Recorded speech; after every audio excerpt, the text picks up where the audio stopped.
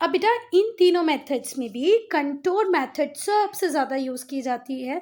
क्यों? क्योंकि ये सबसे ज़्यादा प्रिसाइज है, बहुत ज़्यादा यूज़फुल है और पॉपुलर भी है। तो आउट ऑफ दिस थ्री हम किसको यूज़ करते हैं? कंटूर मेथड को यूज़ करते हैं। ये एक स्टैंडर्ड मेथड है रिलीफ फीचर्स को टोपो शीट्स के ऊपर दिखाने के लिए। अगर आपको रिलीफ फीचर को दिखाना है टोपो शीट्स पे, तो आप बहुत सारी मेथड का यूज़ कर सकते हो, पर सबसे ज़्यादा जो यूज़ होती है वो कंटूर मेथड है। ठीक है। अब क्या होता है कंटूर्स? तो कंटूर्स होती हैं लाइंस जो किसके ऊपर ड्रॉ की जाती है? मैप के ऊपर ड्रॉ की जाती हैं। और ये किन प्लेसेस को ज्वाइन करती हैं? जिनकी सेम हाइट होती है।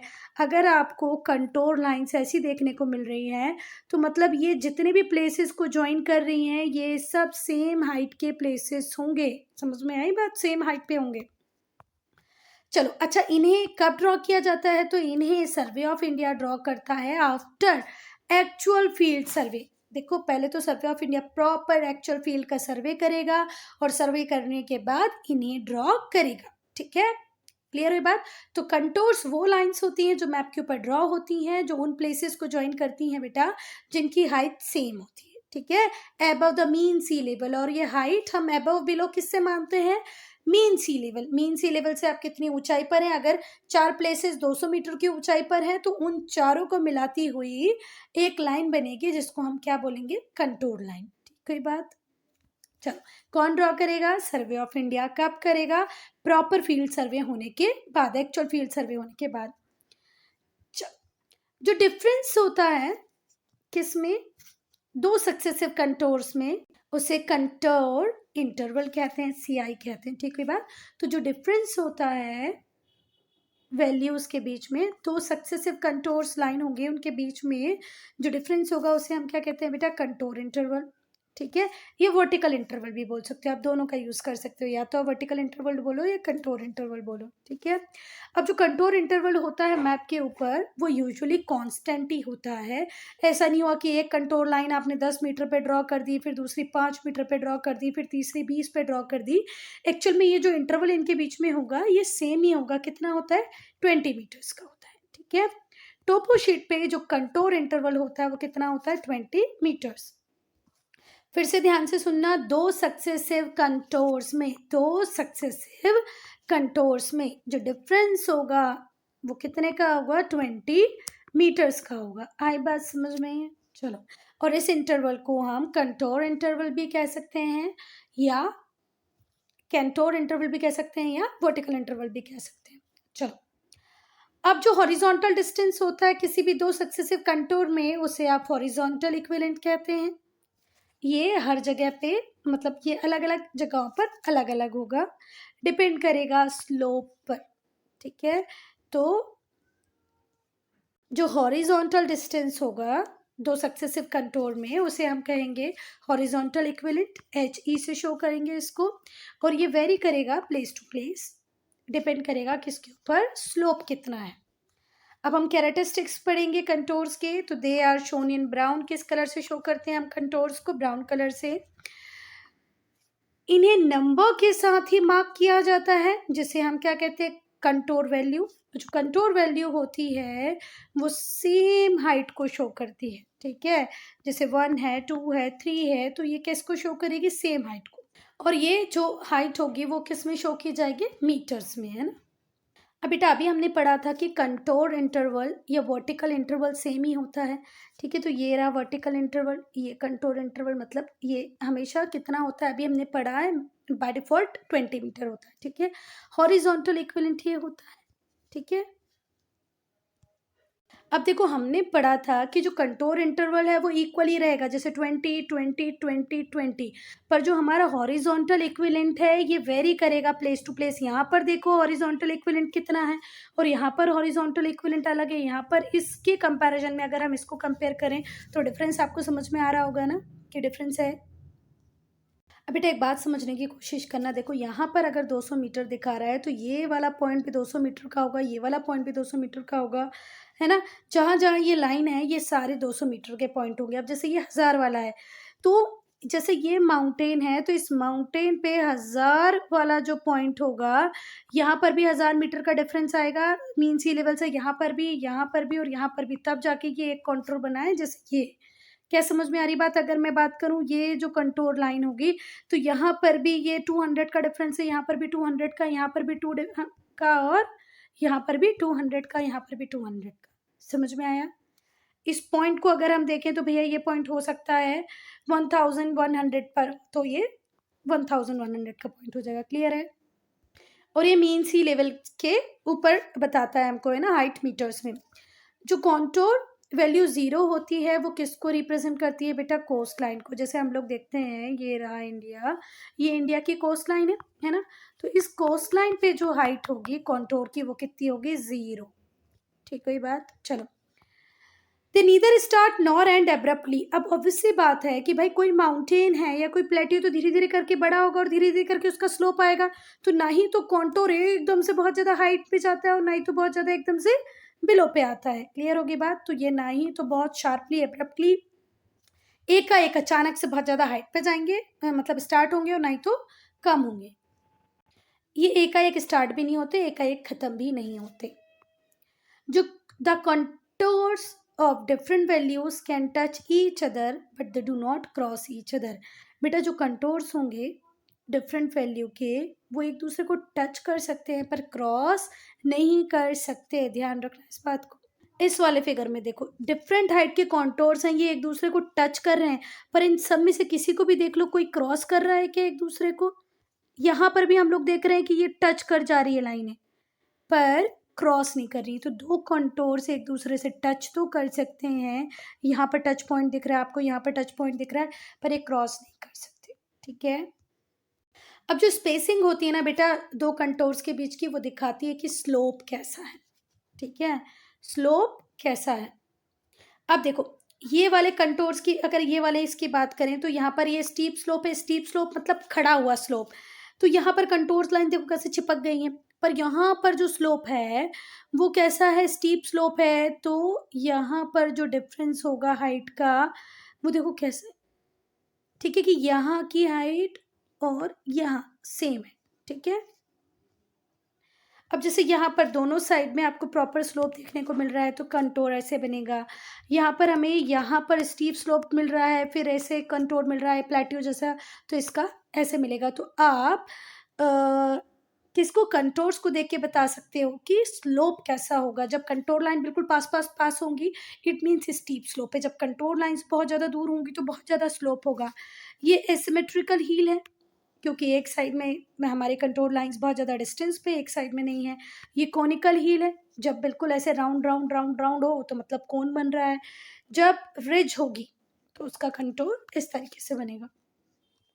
देखो पहले भी हमने देखा कि स्टीप स्लोप मतलब प्लेट्यू का जैसा बनता है, स्टीप स्लोप होगा तो कंटोर पास पास होंगे और बीच का डिस्टेंस बहुत ज़्यादा होगा। पर वहीं पर जहाँ पर क्या होगा? माउंटेन्स होंगे जिनके दोनों साइड स्टीप स्लोप होंगे, तो वहां पर कंटूर कैसा बनता है बेटा? सिमेट्रिकल दिखेगा, इस तरीके से दिखेगा, है ना। बीच वाला पॉइंट भी पास होगा और एंड पॉइंट अपने डिस्टेंस पे होंगे। अब जैसे ये सैडल है, ठीक है, ये वाले पॉइंट के लिए इस तरीके का बनेगा, वैली के लिए इस तरीके से बनेगा कंटूर, है ना। समझ में आ रहा है? अब हम स्लोप्स को आइडेंटिफाई करना सीखते हैं। जो डिस्टेंस होता है दो सक्सेसिव कंटूर में वो इंडिकेट करता है स्लोप को, कि भाई स्लोप कैसा है। जो डिफरेंट टाइप के स्लोप्स होंगे जो कंटूर्स इंडिकेट करता है, पहली बात तो यूनिफॉर्म स्लोप। इसमें यूनिफॉर्म स्लोप में क्या होगा बेटा? जरा ध्यान रखना कि जो कंटूर्स होंगे वो इवनली स्पेस्ड होंगे, है ना। जेंटल स्लोप में वाइडली स्पेस्ड होंगे, मतलब बहुत ज़्यादा डिफरेंस लेंगे। जैसे ये जेंटल स्लोप है तो इसमें जो कंटोर्स होंगे वो वाइड होंगे, है ना। कैसे बनेंगे? वाइड। स्टीप स्लोप में क्लोजली स्टेप होंगे, इस वाले में क्लोज क्लोज बनेंगे कंटोर्स। अंड्यूलेटिंग स्लोप जो होगा वहां पर इरेगुलर शेप में बनेंगे कंटोर्स। जो कॉनकेव स्लोप होगा वहां पर भी वाइडली स्पेस्ड होंगे। बॉटम में, बॉटम बहुत वाइड होगा पर जो टॉप होगा वो क्लोजली स्पेस्ड होगा। बेटा अब हम लोग पढ़ेंगे कॉन्वेक्स स्लोप को। कॉन्वेक्स स्लोप को हम हिंदी में उत्तल ढलान भी कहते हैं। क्या कहते हैं? उत्तल ढलान। ठीक है। इसका जो टोपो शीट के ऊपर कंटोर बनेगा वो कैसा बनेगा? क्लोजली स्पेस्ड कंटोर बनेंगे बॉटम में, और वाइडली स्पेस्ड कंटोर बनेंगे टॉप में। ठीक है, चलो अब हम देखेंगे कि भाई आप रिलीफ फीचर्स को कैसे आइडेंटिफाई कर सकते हो। कंटोर्स के थ्रू जो पैटर्न डेवलप होते हैं अलग अलग रिलीफ फीचर्स के, उनके थ्रू आप इजीली उस पैटर्न को देख के ही बता पाओगे कि भाई ये इस रिलीफ फीचर का है, ये इस रिलीफ फीचर का है। कुछ रिलीफ फीचर्स को इंडिकेट किया जाता है क्लोज्ड कंटोर पैटर्न से, जैसे कि अब कोनिकल हील हो गई, जैसे ये कोनिकल हील है तो यहाँ पर ऑलमोस्ट यूनिफॉर्मली सराउंडिंग लैंड होगी और ऑलमोस्ट कॉन्सेंट्रिक काउंटर्स कंटोर होंगे। ठीक है, कॉन्सेंट्रिक कंटोर होंगे। तो कोनिकल हील में एक बात आप ध्यान रखना, जहां पर आपको कॉन्सेंट्रिक कंटोर्स मिल जाए मतलब वो कोनिकल हील है। क्लियर हो की बात। कोनिकल हील को जानने का सबसे बड़ा जो तरीका है वो क्या है, कॉन्सेंट्रिक कंटोर्स। फिर अब रिज आएगी।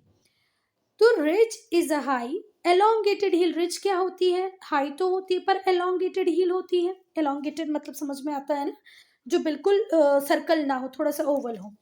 यहाँ पर चेन ऑफ हिल्स होंगी। ठीक है, that form a long narrow strip of highland with sharp edges, इस तरीके से, है ना। तो जब भी अब इसके कंटोर बनेंगे तो इसके कंटोर कैसे बनेंगे बेटा, इलिप्टिकली बनेंगे ना। कैसे बनेंगे, इलिप्टिकल। देखो बताते हैं, ये देखो दिख रहे हैं ये एलोंगेटेड ओवल शेप के, ये क्या है, रिज है। ठीक है, यहाँ पर स्टीप स्लोप मिलेंगे, फिर वाइड प्लेन मिल जाएगा आपको। ये कॉनिकल शेप के कैसे होते हैं, कॉन्सेंट्रिक सर्कल होते हैं। अब ये वाले सर्कल को हम क्या कॉन्सेंट्रिक बोल सकते हैं, हर सर्कल का सेंटर सेम है, बिल्कुल नहीं है। पर यहाँ पर हर सर्कल का सेंटर सेम है, इसीलिए इसे क्या कहा गया, कॉन्सेंट्रिक। अब यहाँ पर भी हर सर्कल का सेंटर सेम नहीं होगा क्योंकि सर्कल है ही नहीं, ये तो एलोंगेटेड है। जहाँ पर भी आपको एलोंगेटेड दिख जाए वहां पर आप क्या बता सकते हो, रिज है भाई। अब बेटा अगर प्लाट्यू होगा तो उसका फ्लैट टॉप हाईलैंड होता है। ठीक है, जो एब्रप्टली राइज करता है और किससे, जैसे इस तरीके से एकदम से हाइट जाएगा और एकदम से निकल जाएगा। जो टॉप होगा प्लेट्यू का यूजुअली विदाउट कंटोर्स, और जो एजेस होंगी उन्हें क्लोजली स्पेस कंटोर से शो किया जाएगा। देखो देखते हैं, ये देखो यहाँ पर कोई कंटोर है ही नहीं क्योंकि ये तो अब आ गई सेम हाइट। ठीक है, तो यहाँ पर तो कंटोर बनाएंगे नहीं क्योंकि कंटोर सेम हाइट के प्लेसेस को ज्वाइन करता है, तो वो छोड़ दो। अब यहाँ से अगर हम बात करें तो यहाँ पर से ये तो बिल्कुल क्लोज क्लोज क्लोज क्लोज होंगे। क्लियर होगी बात। तो जब भी प्लेट्यू का कंटोर बनाएंगे तो हम लोग देखेंगे कि जो बॉटम होगा वहां पर क्लोज्डली एकदम पास पास कंटोर्स होंगे और मिडिल में कोई कंटोर होगा ही नहीं क्योंकि यहाँ पर अब हाइट है ही नहीं। ठीक है बात।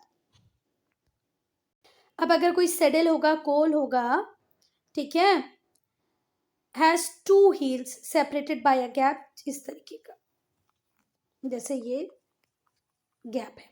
ठीक है, जैसे हम पास भी कह सकते हैं।